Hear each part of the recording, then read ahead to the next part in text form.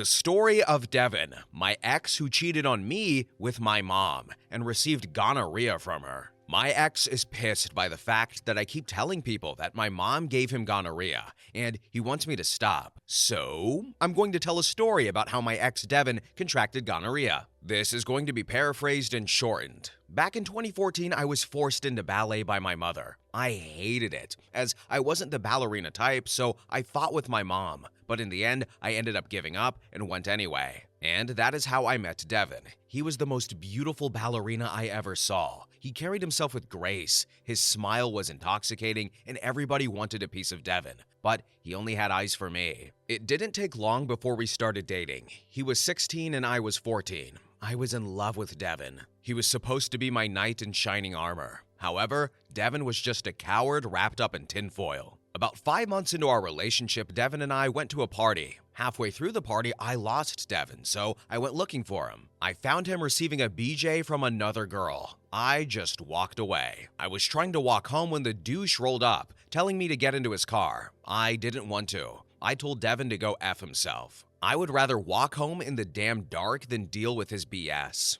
I don't remember how, but Devin convinced me to get into his car. But when I did, I just wanted to know why. Why did he cheat on me? That SOB tried to gaslight me. Nothing like that happened. He doesn't know what I'm talking about. I saw nothing. It's not what it seems. I was making things up. I would not buy that crap because I knew what I saw. Then, Devin cut off the headlights of his car and just floored it down the dirt road with no streetlights, and just screamed how he was going to kill the both of us, and how when someone found our bodies, they were just going to assume it was an accident. Devin then stopped the car and told me that if I bring up that girl one more time, then it won't end well for me. Devin drove me home after that. I should have left him after that, but I was just so afraid of him. It didn't take long for the physical and emotional abuse to start. Dating Devin was like dating my mom.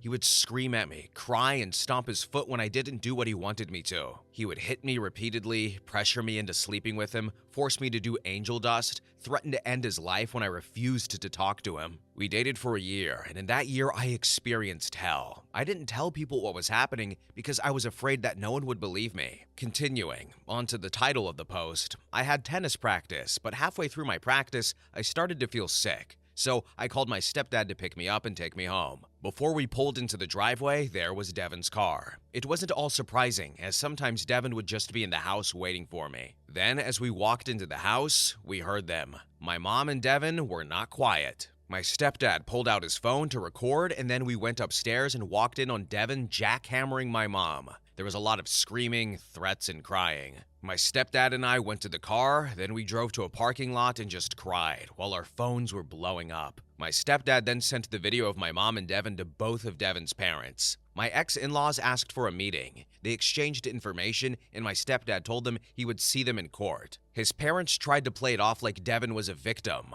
1, the legal age of consent in my hometown is 16, and he was 17 at the time. And 2, no, he effing wasn't. If you watch the video, Devin was trying to smack the phone out of my stepdad's hand, and when I started crying, asking him how he could do this to me, Devin started telling me to stop crying because I wasn't even good at sex anyway. My stepdad and I went back to the house. I just went to my room while he went to pack his stuff to leave. My mom came home into my room and I was crying because even though Devin was a piece of crap, he was still my boyfriend. My mom started making fun of me for crying, saying, "It's not my fault that your boyfriend wanted me," and "Boo-hoo, stop crying. Maybe if you put on some more makeup, you can keep a man." Then she went on to say how Devin pleased her so well, that he knows how to make her climax like a real man, and unlike my stepdad, he knows where all the erogenous zones are, and so on and so forth, that Devin would always tell her that she's tighter than I am. All the while, Devin was trying to call me. Y'all, Devin's way of apology was to blame me, saying, "I'm sorry you had to see that, but if you spent more time with me, I wouldn't have been seeking other women. Your mom was there for me, and she cared for me. You abandoned me when I needed you the most.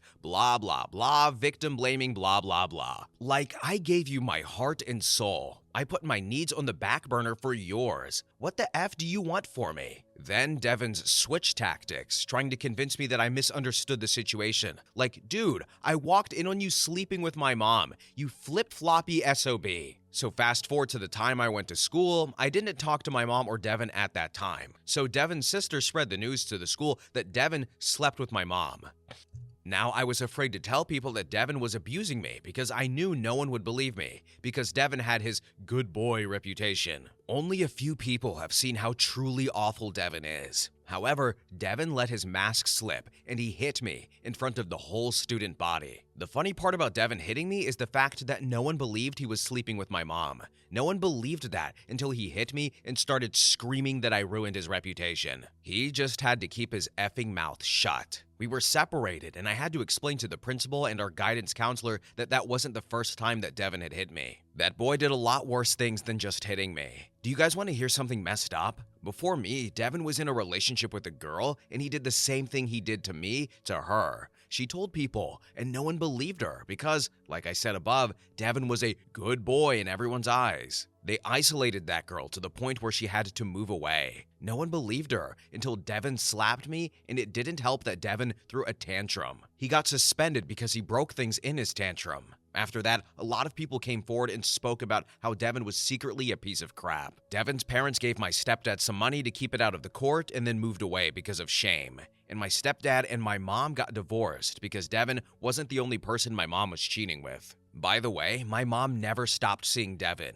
She took him on elaborate trips. They went to Hawaii, Disneyland, and even freaking Texas. Devin and my mom were a match made in hell. But karma prevails. Devin suffered a leg injury and he can't do ballet anymore, and he got fat. My mom left him. His parents abandoned him, and the last time I checked, he works at an auto store and lives with his sister. And to top all of that off, my mom gave him gonorrhea. How's your leg, Devin? I know you're reading this, you piece of crap. It's a shame, isn't it? You tried your best to live a good life, but in the end, you're in debt, fat as hell, and worth nothing. But me? I'm in love, happily married to a dude who treats me like a queen and has 3 babies. Eat the dirtiest part of my ass, Devin. Update. Well, Devin's sister apparently browses Reddit and found a video of the story that I shared and sent it to Devin, and he lost his crap. Devin broke things, and when his sister laughed at him, Devin hit her and stole her laptop to contact me through Discord. This is the text message I received from him. I just don't know where to post them, so I'm going to copy from Discord to here. He said, "Addison, I understand what I did to you was painful, but it was almost 8 years ago. Your little Reddit post went way too far, and now it's everywhere on YouTube. Does it feel good knowing that you humiliated me? I'm asking you, begging you, Addison, please remove the post before my work sees it. Never once did you apologize to me, Devin.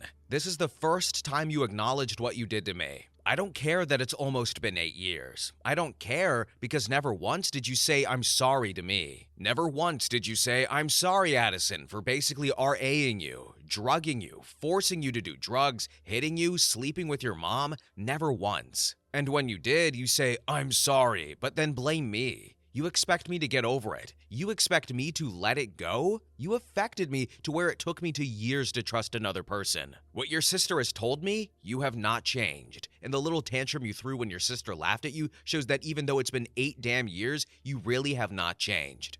SMD and swallow. What comes afterwards, you khaki shorts wearing Mr. Brown knees having little B. Yes, I take great pleasure in humiliating you. Do you know how many Devins work in an auto store? Unless you've been bragging about effing people's mamas, I doubt people would put 2 and 2 together. You better be lucky your sister only kicked you out. If I was her, I would have called the cops on you for hitting me and destroying my things. Go F yourself, Devin. You're one of the reasons why I'm in therapy. Maybe one day I will forgive you, but we both know damn well it won't be tomorrow. As for the story, some people think that my mom SA'd Devin as he was 17 and could not consent to my mom. Yeah, that is bullcrap. Devin was a predator. He was 17, so when their little love affair started, he was above the age of consent in my hometown. I'm not saying what they did was right, I'm saying Devin knew what he was doing. Devin was a predator. He knew what the heck he was doing. He knew when to keep his mouth shut and when to speak. He knew who to target and who to become friends with. He knew who to abuse and who to be buddy-buddy with. He targeted the weak and friended the strong.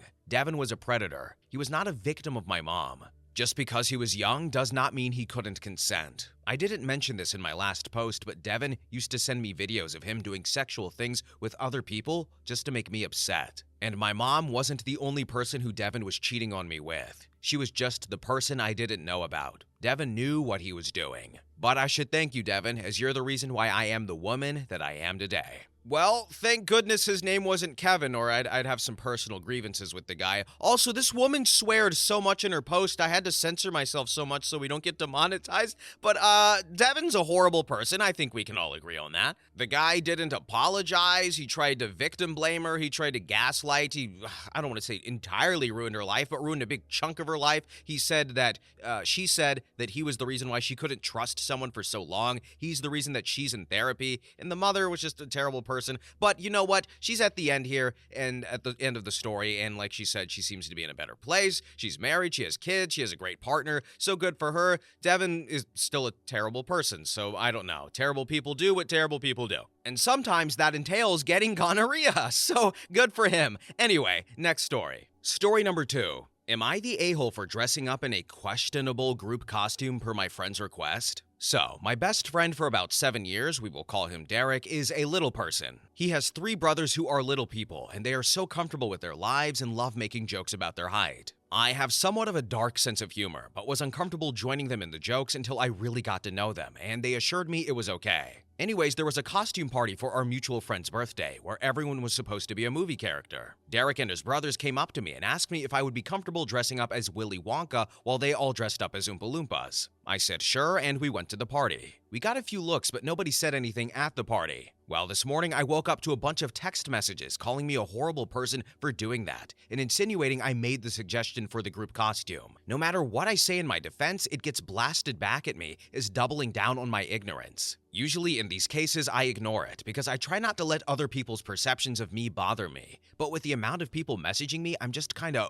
overwhelmed. Am I the a-hole? Then in the comments section, one user said, "Not the a-hole. I'm assuming you were dressed up like characters from the 1971 movie? If so, I don't see the problem. It was your friend's idea and he was obviously comfortable with it. Were all the complaints based on the incorrect assumption that it was your idea? Or do some of these people think that the costume itself is offensive? Most of them are accusing me of it being my idea and that I pressured them into it. Only 2 or 3 of the others are just saying that in general, that the costume is offensive." Then one user asked OP to elaborate on the dark jokes and said, "I will admit, the jokes I make with Derek and his brothers are the darkest jokes I make, but otherwise it's mostly picking humor out of my personal tragedies. My family likes it because it helps with the grief. I guess it's not all that dark, but I've been told it's dark humor before." Update. 2 days later. First, I would like to make some clarifications, since I didn't mention them in the original post. I am 22M, and Derek is 21, and is the second youngest of his brothers. We were specifically dressed from the 1971 movie with Gene Wilder, and Derek and brothers were the only little people at the party.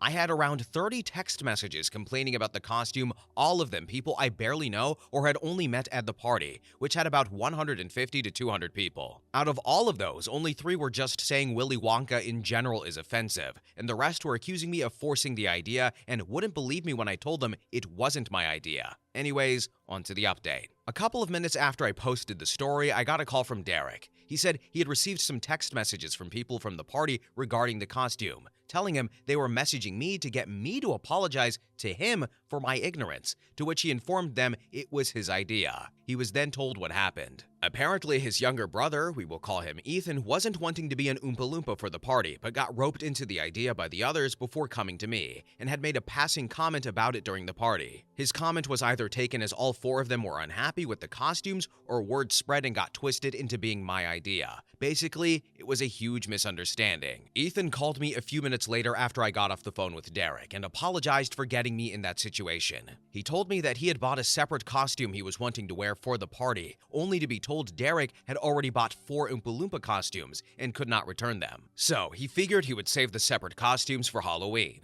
He said someone came up and asked him about the costumes, and he answered honestly, but did not think his comment would cause anything, especially since the end of his comment reiterated that he was having a good time. Derek, Ethan, and his brothers have all come to my defense, and while nobody who was sending me the demeaning text messages has apologized, they have officially stopped the texts. Anyways, thanks for the support. As I said in the original post, I try to ignore people's negative opinions of me, but 30 people was a lot and I was just so overwhelmed that I thought maybe I did do something wrong. Glad to know the whole situation was just a mix-up. Then in the comments section, one user said, "Why is dressing as Willy Wonka in general offensive?" They said the movies and books are offensive to little people, and by dressing as him, I was showing support for it. So, this is my first time hearing that Willy Wonka is apparently offensive. I'm not surprised, but just, disappointed, but whatever, disappointed. As for me, if I had little people friends and they came up to me and said, "Hey, can you dress as Willy Wonka while we dress as Oompa Loompas?" I would say, "Okay, can we go costume shopping right now? Because this sounds really funny." I relate to OP here, right? I have a dark sense of humor, but if 30 people came up to me and said, "Hey bro, what the hell is wrong with you?" I'd be like, did I do something wrong? And while yes, part of this was due to a misunderstanding, notice how the little people were seemingly not offended.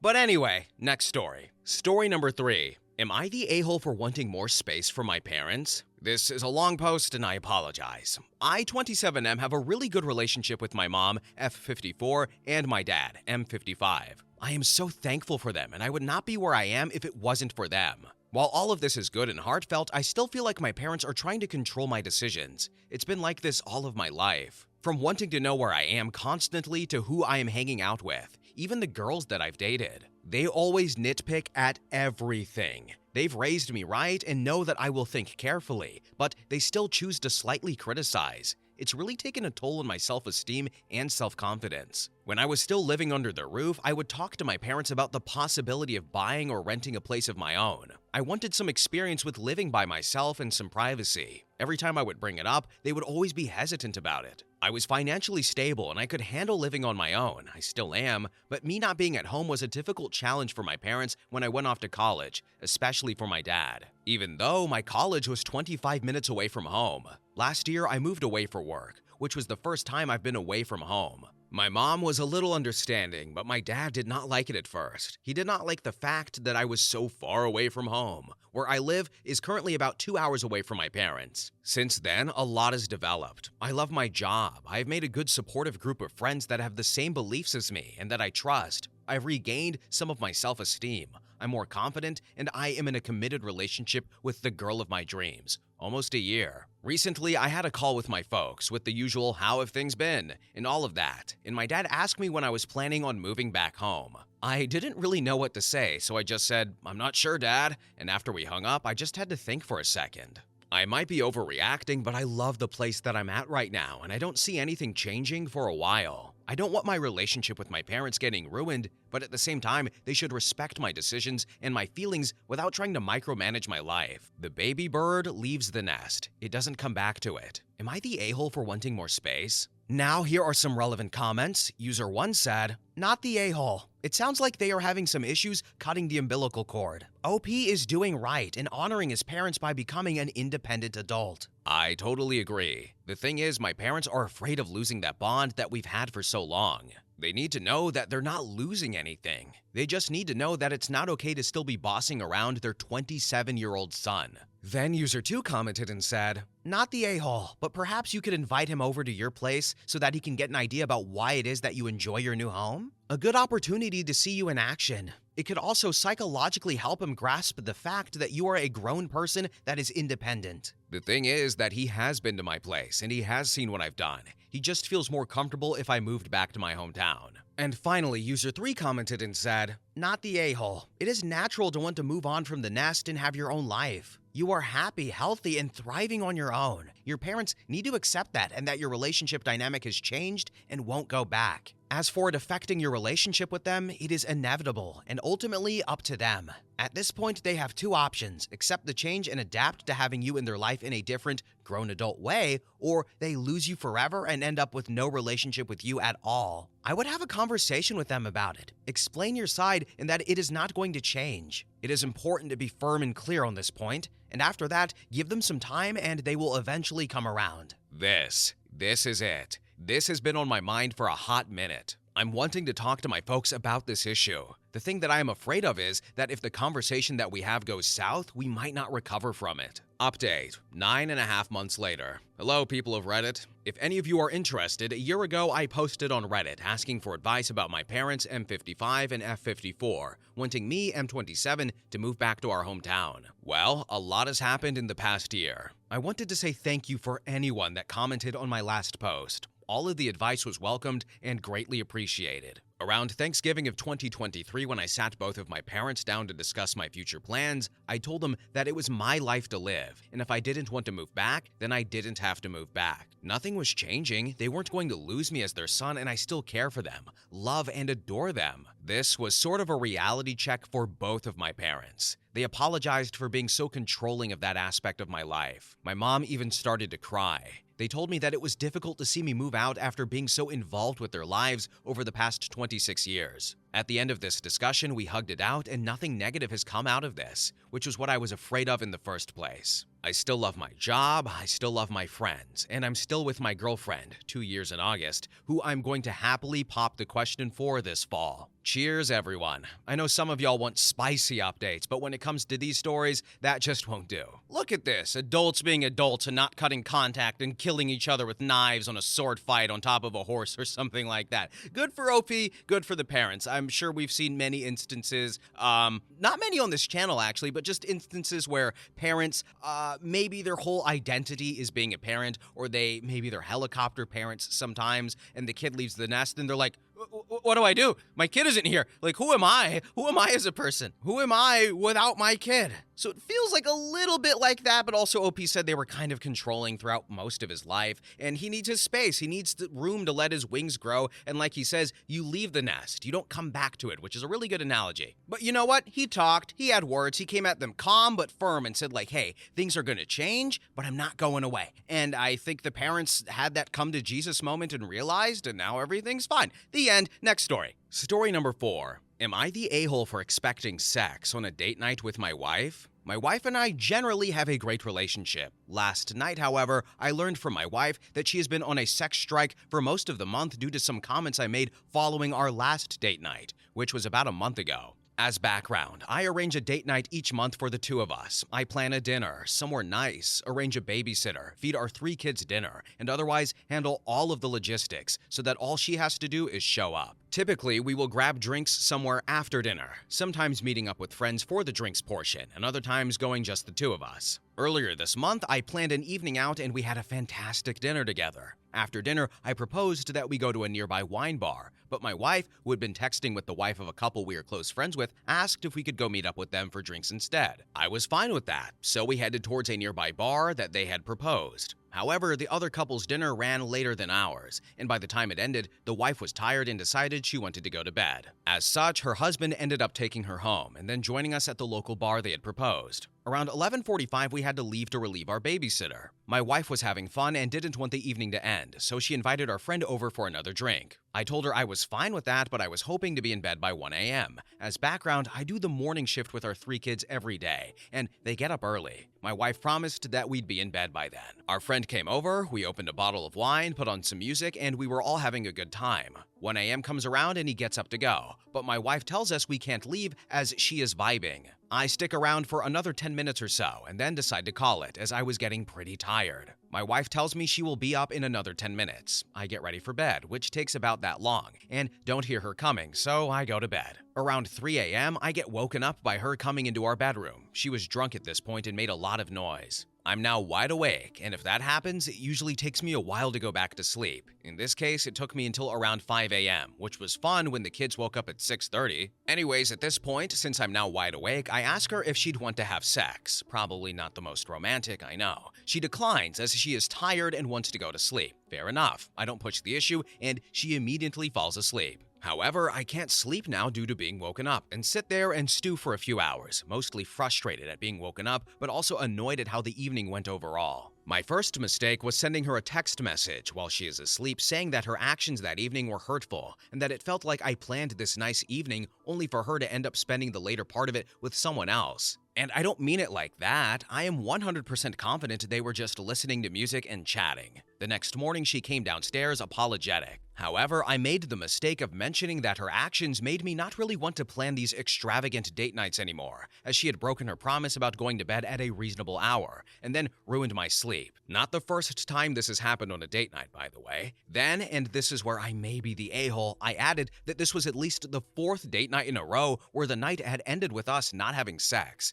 and that, in my mind, a good date night ends with sex. I also added that this one was particularly offensive because it felt like she abandoned me at the end of the night. These comments really upset her, and she said they made her feel like I only appreciate her for sex. She added that date nights should be about having fun and enjoying her company, and that I should assume we don't have sex on date nights. Honestly, I have some sympathy for her perspective about enjoying each other's company being the most important part of a date night, but I also don't think it is unreasonable to feel a little let down after planning a romantic evening, especially since it had become a pattern, and particularly where she effectively chose to do something else rather than have sex with me. So, Reddit, what do we think? Am I the a-hole? Update. 1. Why involve friends on a date night? Because she asked. It wasn't what I had planned, but I do try to make her happy. 2. How often do we normally have sex? 2 to 3 times a week, which is honestly pretty good for having 3 young children, although the distribution tends to be a little uneven, i.e. we might have it 5 times one week and then only once the next. I also try to be a generous partner and almost always try to get her off first, unless she just asks for a quickie. 3. How did I not notice the sex strike that was going on for almost a month? I intentionally took a week off from initiating in an effort to show I wasn't just about sex, and then I caught a severe case of COVID at the end of that week, and then she got her period, and then we went on a trip where sex is hard with small kids. So even if she had not been intentionally withholding, there wouldn't have really been an opportunity for it. Just a really unfortunate series of events that happened one after the other. We also did slip in a couple of sessions in there where she initiated in what she called moments of weakness. And frankly, we both like sex, but she is sometimes willing to hurt/penalize herself to prove a point. Also, we've had 4 or 5 stretches in the past where we have gone many months without sex due to childbirth, major surgery, depression. I do truly care for my wife,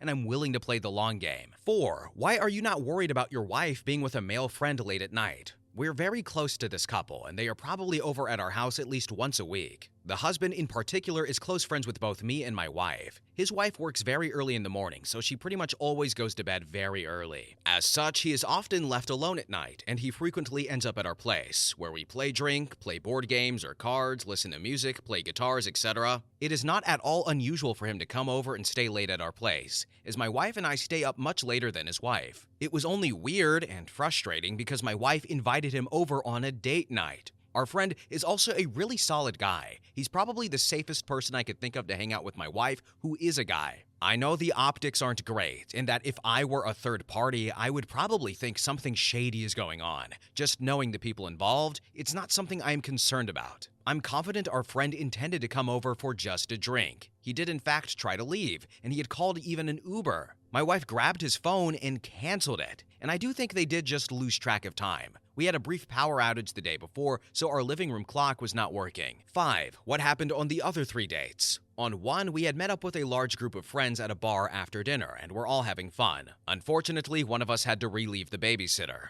I kindly offered to go home and let her stay out with the crew. Most of our friends stay out late. Most have family or a full-time nanny that can do overnights. She ended up staying out until after 3 a.m. and was blackout when she got back, so I helped her get into bed and called it a night. On another, we got into an argument over something stupid at dinner, and it killed the mood. On the third, she was just very tired by the time we got home and wanted to go to sleep, which is totally valid. I didn't complain or push it. This wasn't really a pattern of any specific behavior on her part. I was more just frustrated that circumstances seemed to always conspire to prevent the ideal date night from occurring, and this one being foiled was definitely her fault. 6. Why did your wife stay up so late? My wife is a bit of a night owl. Her ideal schedule is probably to stay up until 12 or 1 and then sleep in until 9. And on the weekend, when she is having fun, she would easily stay up until 2 or 3. This is something that we have argued about in the past, as once she gets going, she doesn't like to stop, which she admits isn't the best. And this always leaves me needing to be the responsible one. I've told her in the past that I would gladly stay up until 3 a.m. with her if she agrees to do the morning shift the next day,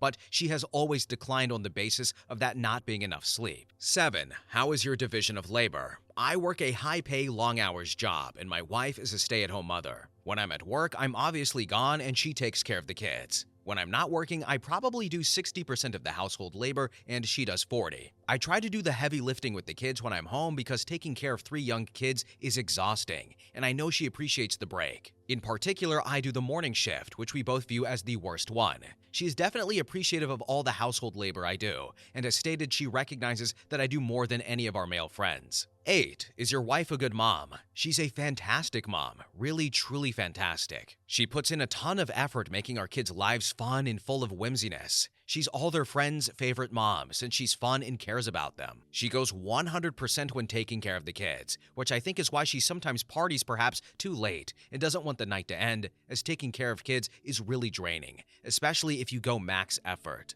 9. How is your relationship otherwise? We both do thoughtful things for one another. I make her coffee every morning and leave a note for her next to the mug. She helps my mom with tech support, which is a true act of love. I did it for years and hated it. I buy her flowers about once a week and will randomly surprise her with small gifts. She will buy me less frequent but larger and more thoughtful gifts. And if you take sex out of the equation, the relationship is great. And until a few weeks ago, I would have told you that was great too. 10. Are you an unreliable narrator? I hope not. I think if you asked my wife what happened, she would agree with essentially everything I've said. I think she would probably just add some additional background information, the big one being that we have had arguments about sex in the past. We had a bad argument about 9 months ago that led to about a month-long hiatus after I complained to her that we never had sex while on vacation, and we probably took 10 or so trips a year, although many of them just for long weekends. Her view was that we usually have kids in a room directly adjacent to us, and often other adults, since we typically do an Airbnb with friends or go to a friend's vacation home, and that she would be mortified if our kids or friends heard us. It's honestly a valid point, and she convinced me of it. I stopped trying on vacation unless she initiates, which she still does periodically. But she did feel that I was ungrateful in light of all the normal sex we were having, and that she needed to reset expectations so that sex was special rather than a usual occurrence.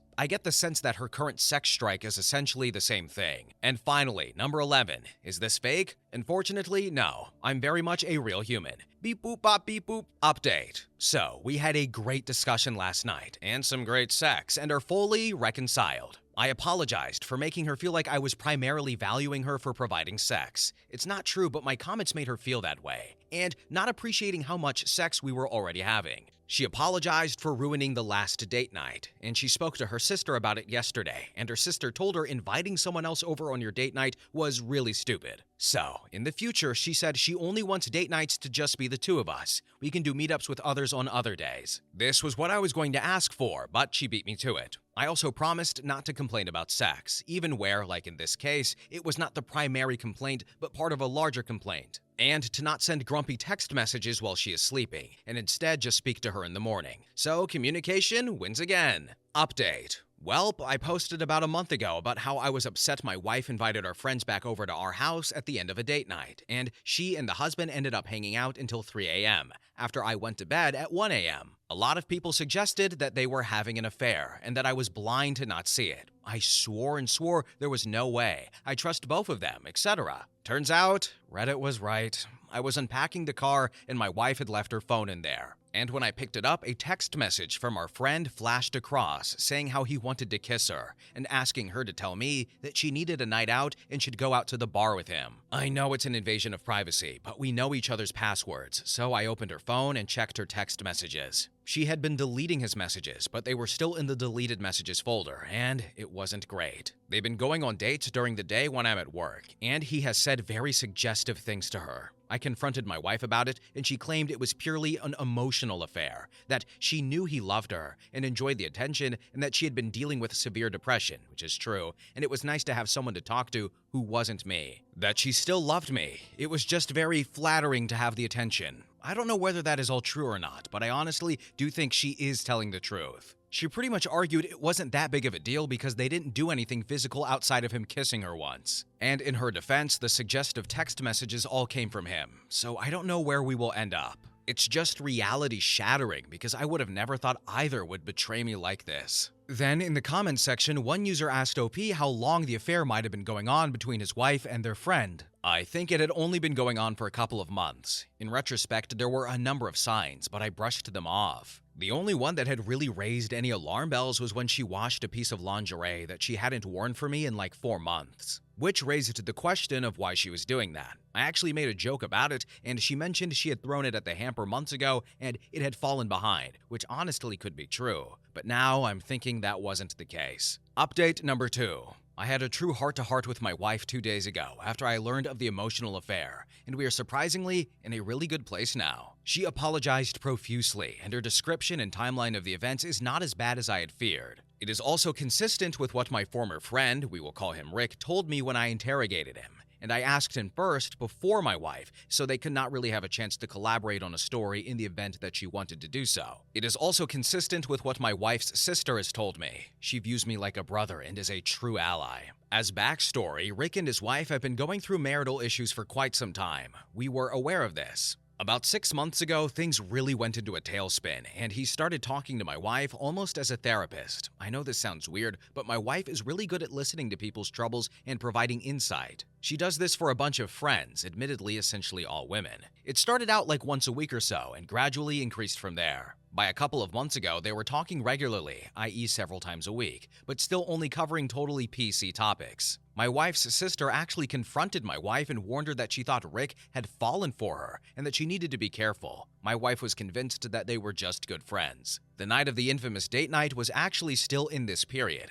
My wife admitted that the optics looked bad, but she really was just having a good time, and was frankly pretty drunk and not thinking clearly. She did say though that after that night, she realized that he might have feelings for her, and in that retrospect it was pretty obvious. She felt bad about the date night fiasco and had been much better in that regard, and she also reduced her alcohol consumption. About 6 weeks ago, we went on a ski trip with 5 other families, including Rick and his wife. It was a horrible trip for him, and he and his wife fought a lot. One of the nights he got pretty drunk and asked my wife to meet him at the bar at our hotel, since he needed to talk. While there, he told her that he loved her and wished that he had married her rather than his wife. My wife just told him, "I'm sorry." I had been putting the kids to bed when this went down and came down and inadvertently interrupted them right after they said this. I do remember some weird vibes in retrospect. My wife admitted she should have told me right then and there, but she didn't because she didn't want to blow up the trip for the whole friend group. And if she told me, she was worried that I might make a scene. He then didn't say anything problematic for another week or two, and she chalked it up to him just being really drunk and really sad, and hoped things could just go back to normal. Unfortunately, Rick's marriage took a turn for the worse about a month ago, and it seems pretty clear that they are getting divorced. My wife, who suffers from severe depression, also went into a depressive period around this time, in large part due to some familial issues. This was timed very poorly, as I recently launched a new division at my company and I have been working 60-hour weeks for the last 3 months or so. Both Rick and my wife felt isolated and lonely, and Rick started calling my wife virtually every day. They also started grabbing lunch once or twice a week. I guess he would meet her for lunch on his lunch break. The vast majority of their interaction was them talking about life. But he started saying inappropriate things in person like, "You're the most beautiful man I know," or "You're gorgeous." He also started drinking heavily, and he would send suggestive text messages when drinking, which my wife claims she would just ignore. The time he kissed her, I was actually home. The 3 of us had been hanging out, and I went to use the restroom. I asked her why she didn't tell me or shut things down, and she admitted it was a mixture of not wanting to blow up our friend group, plus her enjoying the attention and compliments, even if she had no interest in the guy. She chuckled a little bit when I asked her if she had slept with him.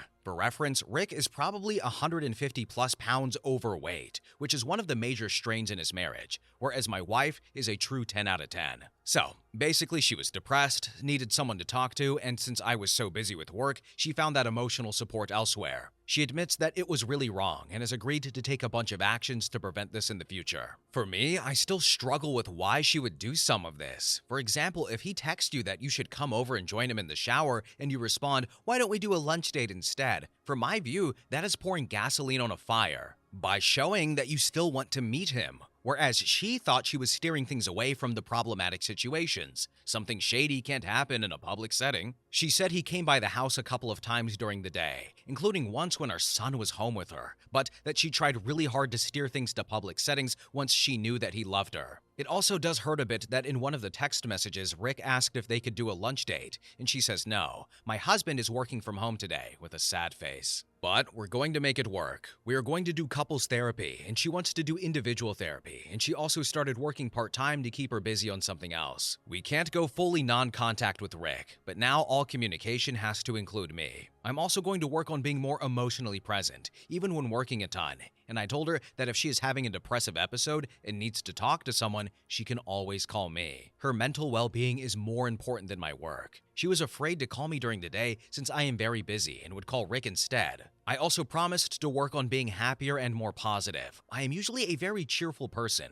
which is something that she loved about me. But I had been pretty grumpy and miserable over the last few months due to my job being crazy. So a little blame does rest with me. I'm certainly not perfect, although I'd never cheat on my partner. I know most of you will probably roll your eyes and say I'm being a pushover, but none of you know how amazing my wife is. She has a magnetic personality and is the life of the party. She is also one of the most brilliant people that I have ever met. She's a great mom and my best friend. And finally, she is a bombshell. When she is dolled up, most heads turn when she enters a room. If you've ever seen Wedding Crashers, she is, in both personality and appearance, eerily similar to Isla Fisher's character, although she is better looking than Isla. I honestly can't blame Rick for falling for her, but I can blame him for acting on it, and call him a piece of crap. So, dumb? Maybe, but my wife is too amazing to let go over this without a fight, especially when she seems committed to fixing things, and actually apologetic, including for getting defensive the night I discovered it. I'll do an update in a few months, but hopefully things will be positive.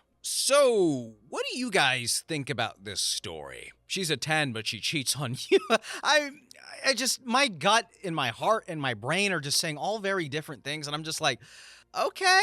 By all accounts, what OP is saying, and at least everything he's being told by his wife and Rick and the sister, seems to make sense. Like, she didn't actually cheat. She had an emotional affair, but it just, I don't know, something just feels weird. But at the same time, OP said, like, he wasn't available. He needs to do stuff better. But I just, like, the way I feel, my heart and my brain about this story are just kind of fighting a little bit. But you know what? Ultimately, it's OP's choice, all right? He says and he believes his wife, and hopefully she does stick to her word. They're going to couples therapy. He has stuff to work on. She seemingly has a lot more stuff to work on. And Rick is gone and maybe gets punched in the face. I don't know. Like, again, she said stuff that made sense. She was depressed. She needed attention. The husband wasn't there, but I don't know. Something don't feel right here. But anyway, next story. Story number 5. Will I be the a-hole if I named my baby the name I want to, despite everyone hating it? I am expecting my first child in July, and I am very excited. Me and my fiance had both a boy and a girl name, and we were very happy with them and loved them until we found out we were having a boy. After everyone found out we were having a boy, they were insisting on knowing what name we had picked out. We decided to let close relatives know that we're constantly asking for the name. And we were met with extreme criticism, saying our child will be bullied, and even my father going as far to say he would refuse to call the baby that name, and instead would just call the baby it and call him another name that he had chosen. And my mother took it into her own hands and tried to find names that she said would be more acceptable. It has gotten to the point where I even feel guilty for picking the name and was looking at other more traditional names to keep them happy. I enjoy the other names we have chosen, but to me they are just backups, and I loved the original name that we had chosen much better, and I still want to name our boy the name we intended. But the fallout of doing so seems like so much of a hassle and will just cause so much unnecessary drama and problems. My parents heard my backup names and have been referring to him as such since then, but it just feels wrong since me and my fiance loved the name so much. My fiance disagreed with me, and he said that he still intends on naming him the original name that we had planned, and I really want to, but I am honestly scared about the fallout. So, will I be the a-hole if I named my baby the name that we originally intended, even if my family thinks otherwise? Edit. To those wondering, the original name we chose was Silas. Then in the comments section, one user said, "Silas is a great name. What names are they suggesting? I am a snog and hate made-up names. Silas is old but not dusty. It's a name that works for life. Tell your parents they can call your child names and bully them and not see them, or they can be adults and have time with their grandson." My parents really want me to name him Alexander, and I have seen the list that my mother made for me. She had Riot, Quinn, and Riley. Riley spelled R-Y-L-E-I-G-H. Update. Thank you everyone for the kind words and support. I did not expect my original post to get so much traction, but it was all still welcomed. Now onto the update. I left out some key details in my last post, including that my fiance and I are currently living with my parents. This is to both of our benefits because of rent prices near us and taxes, My parents wanted us to stay with them and contribute so that both parties can live more comfortably. Currently, I pay for 90% of all the groceries and also pay for things here and there that they need as well, as a small portion of rent and gas if they need it. I also contribute to the household and make dinner every night and clean some of the time. Currently, my fiance has actually picked up the slack and does most chores in the house, usually regarding the ones that pertain to us, and even goes behind my parents sometimes and cleans up their messes as well. So unfortunately, the name came up again today, and I had to break the news that I would be naming my son Silas. I got enough of a backbone to do so, and just nicely told my mother that while I like the other names, I loved Silas, and that I will be going with that name. I thought it would be easier to tell them now, instead of telling them while they are at the hospital, because they would probably get themselves thrown out, or would take it even worse than if I were to tell them now, then keep it from them. And, well, it did not go well to say the least. She said it was a stupid name and ugly, and that she would not be calling him that, and would instead be referring to him by his middle name instead. I told her if she wanted to, she could call him Sai, and she said she would flat out not call him that. I should know that when my whole family hates the name, I should know better, and that it's horrible and would be causing problems. I told her I'm not going to argue with her, and if we were to bring this up again, I would just leave and go to my own space. She told me I better leave right now because she was so angry. Now, an hour later, I got a phone call from my father at work asking me why I'm picking at my mother, even though I wasn't. I told him the same thing I told my mother, and what he said genuinely shocked me and made me concerned for our current situation. He told me that that name was stupid, and if I'm willing to start this fire, then I should be ready for the consequences of my actions. That the name I chose was a slave name, as well as saying he's done his research on the name. He even went as far as saying that this was a choice influenced by my fiance, threatening to kick him out and saying he will end up homeless over this. So now, unfortunately, we are looking for rentals near us as this is honestly getting ridiculous and out of control.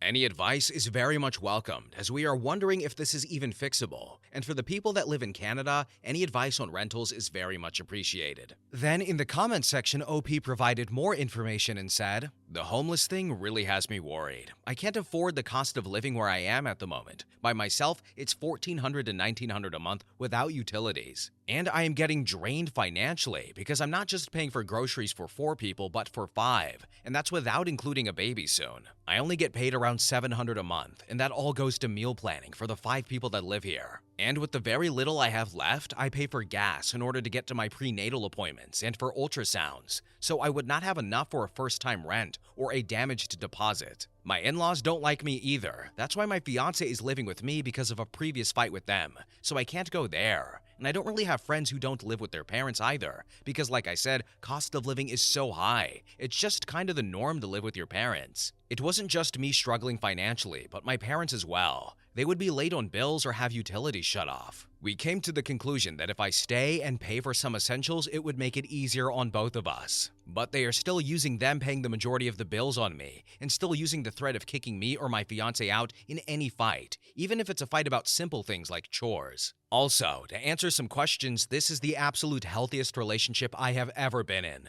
Previously, I've had my fair share of bad relationships. I've moved out before when I was much younger because my ex had told me I was doing too much and being emotionally manipulated by my family, along with some different allegations, but he was 20 and I was 16 at the time, and ended up in an even worse situation with him. He was just straight up abusing me. But my current fiance is nothing like my father or my ex, which I think is why they dislike him so much. I am in my 20s, and so is he. My parents had me at the same age I am right now. Unfortunately, they constantly throw my past mistakes in my face. Just recently today, I was threatened to be kicked out over calling my dad bro. We have been looking at rentals since my update, but it takes time, and right now, things have only escalated despite me trying to leave and stop the conversation. Story number 6. My boss is having an affair with our assistant, and I'm friends with his wife. I work as a project manager at a small business, 25 or so employees, and have been in this role for more than 6 years. I was referred to this position through Katie, a friend from a hobby club I belong to. She learned that I had been laid off from my last position and offered to introduce me to her husband, John, who owns a consulting firm in my field. After a standard interview process, I was hired and have been here ever since. About 18 months ago, we were looking for a new administrative assistant for the business. Instead of advertising the position like we normally would, John hired Tammy, the daughter of a family friend. She was supposedly a recent grad, very eager, would need some training but would be a great addition to the team. From her first day, it was clear that she was not the right fit for the position. Her computer and communication skills were quite poor. She took forever to do basic tasks, was dressed inappropriately for an office, and played on her phone frequently. She was also coming in late or leaving early every day. Every attempt to provide her with instruction or feedback was met with confusion or eye-rolling. Another manager asked her for help in stuffing envelopes for a promotional event, and she laughed in his face. I went to John and asked him what exactly Tammy's role was supposed to be, since she was refusing to do much of anything. He said not to worry, he would have a word with her. The next day, he told me he would be managing her directly from then on, and if I needed something that fell under the assistant's umbrella, I could email him, and he would see to it that it was done. He had never taken over management of an assistant before this, and it felt like something was amiss. Within a few weeks, it seemed clear that John is having an affair with Tammy. John has never admitted it to me, but they drove in together every day, have hours-long meetings in his locked office every afternoon, and whenever she is at her desk, she is shopping online or browsing social media. If anyone asks Tammy to do something for their team, she goes straight to John's office, and a few minutes later, he sends a message that someone else will need to do that task. My emails to John regarding my team's administrative needs just get ignored, and I wind up doing those tasks myself or handing it off to one of my team members, who have enough on their plate as is. I've tried to speak to John about how this is impacting our workflow and how we really need a true assistant, but he snaps that these tasks are not so urgent that we can't handle them ourselves within our own teams. John's reliability as our CEO and decision maker has plummeted as well, and morale is low. I have been quietly trying to find another job since early 2020. COVID threw a wrench in those plans, and I have very few prospects at this time. My dilemma is what to do about Katie, my friend/John's wife. I am very confident that they do not have an open marriage. She truly thinks Tammy is an assistant at our workplace. I have not told her about the affair, partially because it's not my business, and partially because I need to protect my job. I am the only person at work who would possibly tip her off about this, and it would be obvious it was me if I were to tell her. I feel absolutely awful keeping this secret. I feel so guilty when she earnestly asks me how work is at our hobby group. What do I do? Update. I tried to keep under the radar at work as much as possible and continued plunging away at my job search while trying to ignore whatever was happening with Tammy and John. The affair eventually came out. John was poorly covering his tracks at home, and my friend/his wife eventually figured out something was going on. They have now separated and are going through a very contentious divorce. John and Tammy are openly a couple now and are expecting a baby this summer. My friend was understandably devastated, but she did not ask me if I knew or if I suspected anything. She told our hobby group, who has rallied around her with support. I am happy to report that I accepted a new position a few months ago, and I am now working in a similar position with a different organization. The new company is larger and much better managed, and my boss communicates transparently and views hiring as a process for meeting business needs rather than doing personal favors for people. It is such a relief. I do not know anyone here personally and have resolved not to mix friendships and business again in the future, if I can avoid it. Really, John? The assistant? The young assistant out of college? What a cliche. You can do better than that. How about the lawyer? Or the neighbor, if you want to be risque about it? Anyone? How about your local senator? That's a new one.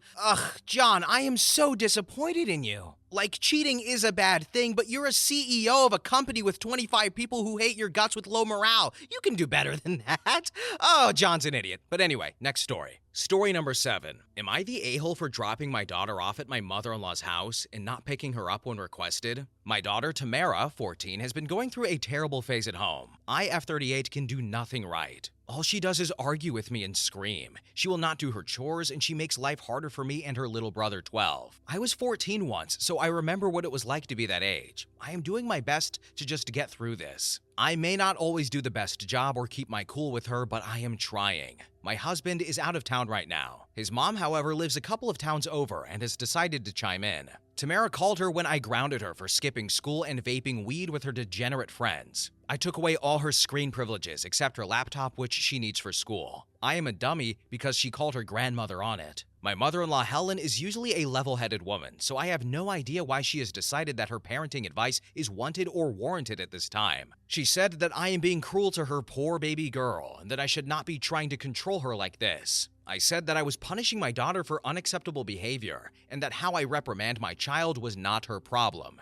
She countered with the fact that she raised 4 children, all boys by the way, that she did not have to punish this way. I know her youngest was out of the house before smartphones, so it is different. My daughter came into the room while I was talking to Helen and started screaming about what a terrible person I am and that she wants to move out as soon as she can. Helen said that none of her kids ever said that, so she must be a better mother. I asked her if she was serious and wanted to give it a shot. Tamara jumped at the opportunity and begged her grandmother to take her. Helen agreed. I drove her to Helen's house and said I would come back when my husband gets home and we can talk. I dropped her off on Saturday, 3 days ago. Helen started calling me on Sunday. I needed to come get my daughter. Sorry, I can't. My son and I went to visit my folks for the week. I thought it would be a good opportunity to see my parents at their farm since my daughter hates it there away from her friends in the city. Also, my parents are some of the last people on earth with dial-up internet. My son does not care because he gets to play with the horses. It is a little early yet for foals, but who knows. Helen asked me to please come get Tamara. She even called my husband. He called me and I told him what was going on.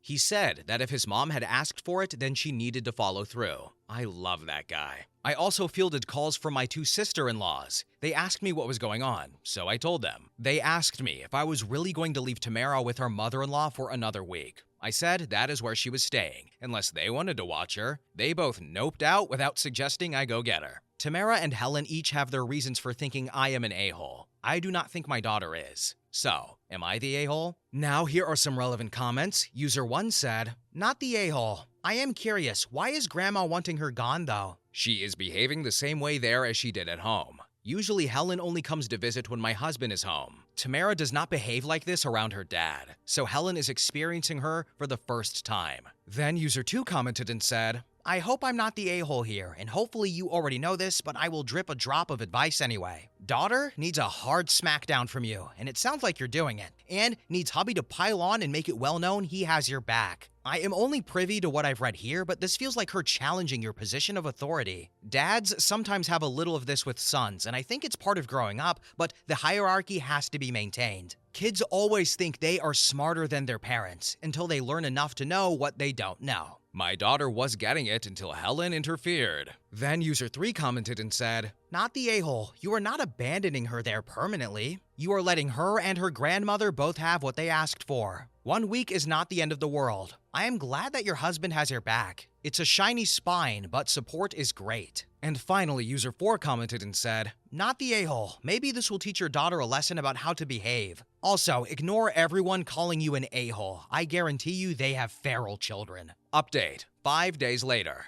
Let's get the important stuff out of the way. My son got to help with the birth of a colt. It is a healthy Palomino. A little early, like I said, but it was an easy delivery for the mare. He was over the moon and can't wait to get back to the ranch. My son and I picked up my husband from the airport and he was fuming. Not at us, but his mom and our daughter. He called his mom to let her know that he had landed and that we were on our way. When we got to Helen's house, she was waiting out front. She said that she was sorry for interfering with my parenting of Tamara. She said that raising 4 boys in the 80s and 90s is a whole lot different than a 14-year-old girl today. She said that she made sure Tamara had entered the school in the morning and that she saw her come out of the school when she picked her up, and that she had not gotten a call from the school about truancy. So I guess that's a win. She also said that she would not be watching Tamara again until she was over this phase. We agreed that was for the best. Tamara was upset that her doting grandmother had taken her vape. Also that her grandmother didn't have cash to get her another one, and that she didn't have her phone to pay for another one,